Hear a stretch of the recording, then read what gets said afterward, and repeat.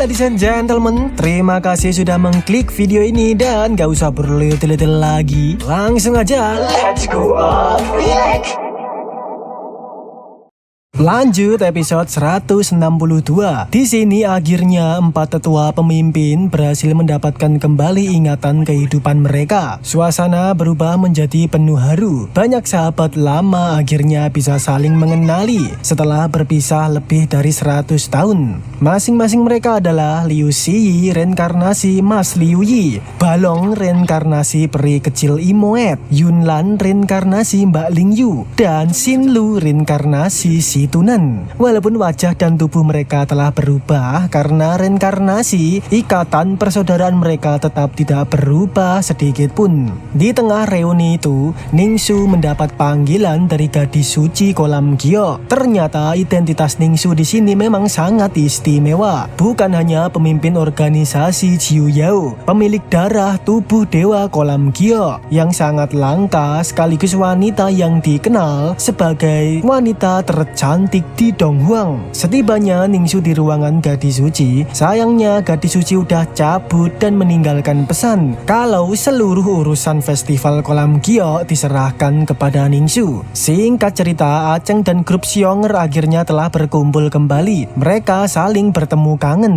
seraya mengobrol tentang mengapa suku siluman menargetkan reinkarnasi dinasti Chu. Selama ini mereka mengira semua aksi penangkapan dilakukan atas perintah Diheng, sang putra mahkota Kaisar Iblis. Namun ternyata Diheng ya hanyalah pelaksana. Dalang sesungguhnya berada jauh lebih tinggi, yaitu bapaknya Diheng alias Diwang Kaisar Iblis. Sayangnya alasan Kaisar Iblis memburu seluruh reinkarnasi dinasti Chu masih belum diketahui. Mereka juga baru mengungkap keberadaan 2 pengawal utama Kaisar Iblis, yaitu pelindung pertama bernama Shenran, sosok misterius yang hampir tidak pernah memperlihatkan wajah aslinya. Cara kerjanya licik dan sulit ditebak. Sedangkan pelindung kedua bernama Mingwei, ya si pria payung, terkenal kejam. Mereka mendengar rumor kalau Mingwei akan datang ke festival kolam giok. Maka dari itu, keempat pemimpin cabang kolam giok datang untuk berjaga-jaga. Sementara di sisi lain, ternyata Mingwei benar-benar tiba di kolam giok. Jelas kedatangannya kali ini membawa niat yang sama sekali tidak baik. Singkat cerita, keesokan harinya festival kolam giok pun resmi dimulai. Ningsu tampil sebagai tuan rumah menggantikan gadis suci. Kemunculannya langsung membuat seluruh tamu terpukau. Dalam sambutannya, Ningsu menjelaskan bahwa festival akan berlangsung selama 5 hari, diisi dengan diskusi dao, pertukaran pengalaman kultivasi, serta jamuan buah persik. Dan orang-orang pun mulai menikmati perjamuan tersebut. Di sisi lain, Aceng mukbang buah persik hingga ingin nambah terus. Bahkan buah milik gurunya langsung diembat. Bersamaan dengan itu, Aceng pun melihat si Imoet dan langsung membuntutinya. Setelah diciduk Aceng, ternyata Imoet ini bukan menjaga para tamu, melainkan berniat maling buah persik tambahan dari kebun. Mendengar rencana itu, Aceng malah langsung ikut join. Alhasil keduanya kemudian menyelinap menuju kebun persik suci. Auto mukbang melahap semua buah persik bejibun sampai ranah Aceng meningkat ke ranah King Puncak. Namun apesnya ternyata mereka telah melahap hampir seluruh buah persik di kebun. Seketika membuat mereka berdua langsung panik. Hingga tak lama kemudian tiba-tiba mentungul seorang wanita misterius. Wanita itu langsung mengetahui bahwa mereka berdua sedang maling buah persik. Yang ternyata wanita tersebut adalah si gadis suci, pemimpin tanah suci kolam giok. Anehnya, bukannya marah besar, gadis suci justru menceritakan kisah masa lalunya. Dulu ia pernah menjadi penjaga kebun persik, sedangkan Jiu Jianxian, yaitu dewa pedang mabuk, adalah pencuri persik yang sering menyelinap masuk. Dari kejadian-kejadian itulah hubungan mereka perlahan berubah menjadi cinta. Namun kisah cinta mereka berakhir sehingga kini hanya tersisa kenangan. Mendengar cerita itu, Aceng hanya bisa tersenyum canggung. Sebelum pergi, gadis suci memperhatikan bahwa Aceng juga merupakan seseorang yang sedang mengalami hukuman langit. Ia lalu lalu mengungkap sebuah legenda kuno. Konon apabila dua orang yang sama-sama memikul hukuman langit dipersatukan dan memiliki keturunan, maka kutukan itu dapat lenyap dengan sendirinya. Mendengar ucapan tersebut, Aceng langsung teringat pada Ningsu yang juga memikul hukuman serupa. Apakah ia menikah dengan Ningsu aja biar hukuman langitnya lenyap? Lalu di situ gadis suci malah membiarkan Aceng pergi. Ia hanya tersenyum misterius dan meminta Aceng merahasiakan pertemuan mereka. Aceng pun segera pamit cabut kembali ke arena festival seolah tidak terjadi apa-apa. Akan tetapi di tempat lain sebuah konspirasi diam-diam mulai bergerak. Salah satu bawahan Ningsu datang menemui Mingwei dan meminta benda ajaib yang telah dijanjikan sebelumnya. Tak diduga dia adalah pengkhianat dan bersekongkol dengan Mingwei untuk membunuh Ningsu Dewi Kolam Giok. Dan episode pun bersambung.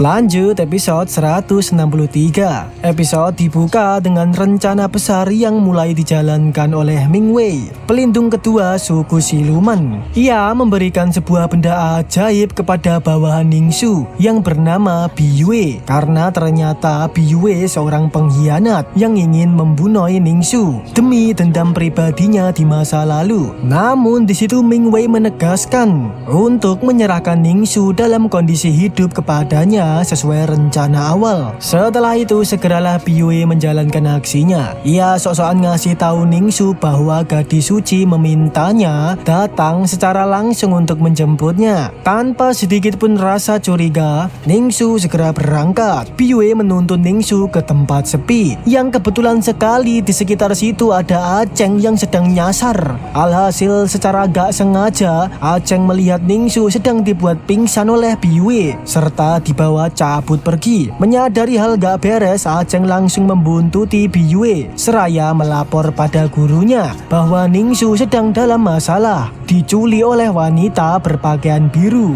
Namun sayangnya Aceng keburu terkonang oleh Biyue dan tidak bisa memberi informasi lengkap pada gurunya. Aceng keburu fokus adu mekanik melawan Biyue hingga masuk ke dalam portal ruang aneh dan terputus dengan dunia luar. Segeralah gurunya Aceng melapor pada gadis suci yang kebetulan datang ke pesta. Ia melaporkan bahwa Aceng sempat mengirim pesan sebelum tiba-tiba kehilangan kontak. Berdasarkan laporan terakhir Aceng, Ningsu telah diculik oleh seorang wanita berpakaian biru. Mendengar kabar itu, gadis suci langsung mengambil tindakan. Ia segera memerintahkan seluruh formasi penghalang kolam giok ditutup. Selama festival berlangsung, tidak seorang pun diizinkan keluar masuk tanpa izinnya. Selain itu, gadis suci juga menegaskan untuk mencari Ningsu tanpa menimbulkan kepanikan di antara para tamu. Sementara pengejaran terus berlangsung, Aceng akhirnya berhasil mengikuti jejak Biyue hingga memasuki sebuah ruang aneh. Begitu masuk ke sana, ia langsung menyadari ada sesuatu yang gak beres. Ruang di tempat itu ternyata terdistorsi, arah serangan berubah, jarak menjadi tidak masuk akal. Bahkan semua serangan yang ia luncurkan ikut dibelokkan oleh ruang tersebut. Tak lama kemudian Aceng berhasil menemukan Ningsu, namun lehernya dipasangi sebuah kalung penyegel yang mengunci kekuatan spiritualnya. Saat Aceng hendak melepaskan segel itu, Biyue kembali menyerang. Pertarungan sengit pun tak terhindarkan. Bahkan sejauh ini ternyata Biyue sengaja menyembunyikan ranah kultivasinya, menyamar jadi cupu di ranah Sain. Ternyata sekarang dia akan menunjukkan kekuatan aslinya yang berada di ranah kuasi Sain King.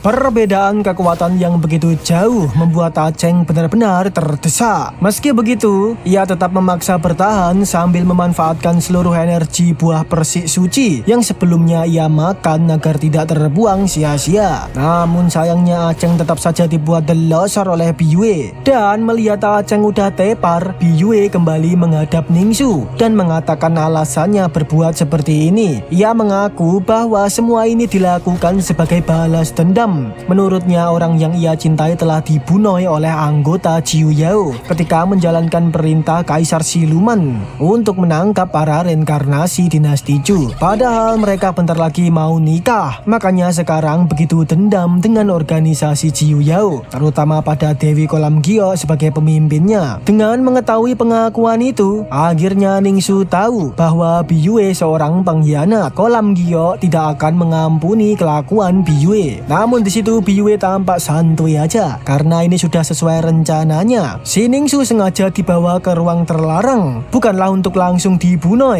justru sebaliknya menyembunyikan di tempat yang paling tidak akan dicurigai siapapun, karena semua orang nanti pasti akan mencari Ningsu ke seluruh kota dan tak ada yang akan menyangka bahwa sang dewi justru disekap di dalam wilayah terlarang milik Kolam Gio. Begitu festival selesai dan penghalang kota dibuka, Ning Wei yang saat ini menyamar sebagai salah satu tamu undangan akan membawa Ningsu keluar dengan mudah tanpa menimbulkan kecurigaan. Setelah itu Biyue pun cabut dari ruang tersebut dan menuju ke aula yang tak sengaja bertemu dengan bawahan Ningsu satunya bernama Nuan Yang. Ia bertanya tentang keberadaan Ningsu karena yang terakhir bersama Dewi adalah Biyue. Jadi dia menanyakan hal itu, tapi bukannya mendapat jawaban, Biyue malah langsung menyerangnya dan bahkan ancang-ancang bersiap membunuhnya. Dan episode pun bersambung.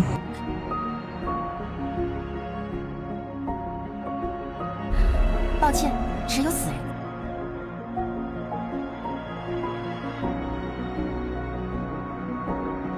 Lanjut episode 164 yang dimana Biyue hendak ngefatality Nuan Yang, namun tiba-tiba aksinya dihentikan oleh Ming Wei yang datang menemuinya. Ia menganggap jika Nuan Yang pelayan setia Dewi Kolam Gio ikut modar atau menghilang, maka situasi akan menjadi lebih kacau. Alhasil alih-alih membunuh, Ming Wei memutuskan untuk membungkam Nuan Yang dengan menanamkan mantra sakti kalajengking agar Nuan Yang tidak comber. Rencana mereka tetap sama. Ningsu sengaja disembunyikan di ruang terlarang Kolam Gio, tempat yang paling tidak mungkin dicurigai. Sementara Ming Wei akan berpura-pura menjadi tamu biasa. Begitu festival selesai dan segel wilayah dibuka, Ming Wei akan langsung membawa Ningsu cabut. Di sisi lain, Aceng ternyata belum modar, masih terjebak di dalam ruang terlarang. Ia bisa bertahan sebab sebelumnya telah mukbang buah persik mujarab. Alhasil efek energi spiritualnya yang banyak membuatnya naik tingkat ke ranah kuasi sain. Selanjutnya ia tinggal memikirkan cara untuk mencari jalan keluar, bahkan juga nekat terus menggunakan teknik melawan hukum langit untuk membuat panduan jalan dengan benar di ruang distorsi tersebut. Dengan begini membuat Aceng pun menerima hukuman langit lagi, yang secara nggak langsung malah memunculkan jalur ikatan hukuman langit antara Aceng dan Ningsu. Ya, sekarang Aceng tinggal mengikuti jalur ikatan resonansi tersebut.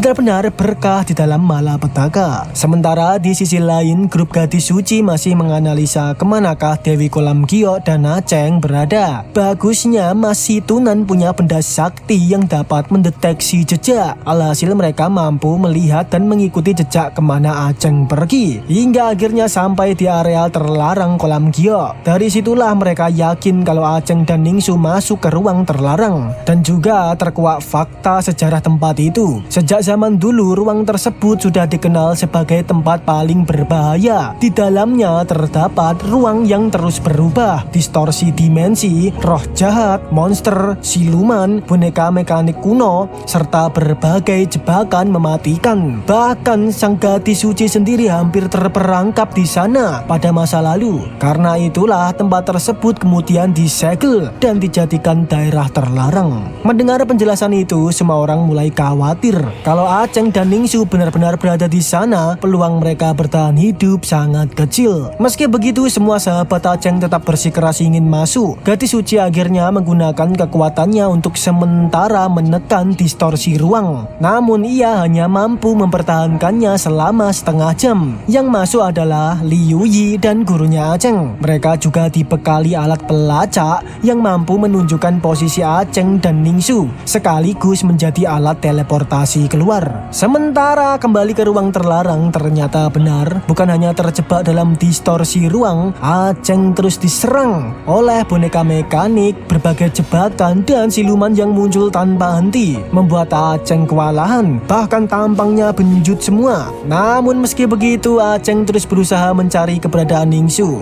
Di sisi lain, Biyue ternyata diam-diam masuk lagi ke ruangan dan menemui Ningsu. Biyue bisa keluar masuk karena menggunakan benda ajaib yang ia peroleh dari Mingwei. Makanya ia agak terjebak di dalam distorsi dan tahu jalur mana yang aman agar terhindar dari siluman dan jebakan lainnya. Di situ terlihat Biyue benar-benar menyimpan dendam pada Ningsu, bahkan sesekali menyiksanya. Hingga di saat ia asik menyiksa Ningsu, akhirnya pendekar Aceng fuckboy mentungul dan langsung menghentikan kelakuan Biyue. Sepertinya kali ini akan terjadi lagi duel di antara mereka dan episode pun bersambung. 你竟然小爷命大，你不服？